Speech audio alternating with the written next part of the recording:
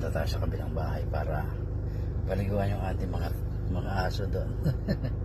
Kasi malalagkit na, matagal nang hindi nakasikaso, kaya palagi kasi tayong busy.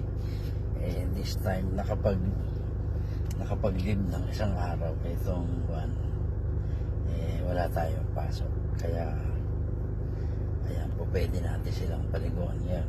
Bukas, yung kagaya ng commitment natin pag ganitong panahon, ayan, tayo naman wala na naman, out of town na naman tayo. Kasama natin itong mataba, ayan, ayun, matabang mayabong, No? so ayan, medyo malamig na, nakabad kasi sa init yung ating sasakyan, kaya mainit yung mga niya. Hindi mo natakpan eh.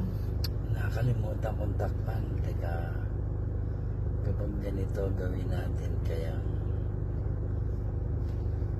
pahanginan natin yung salamin. Grabe init.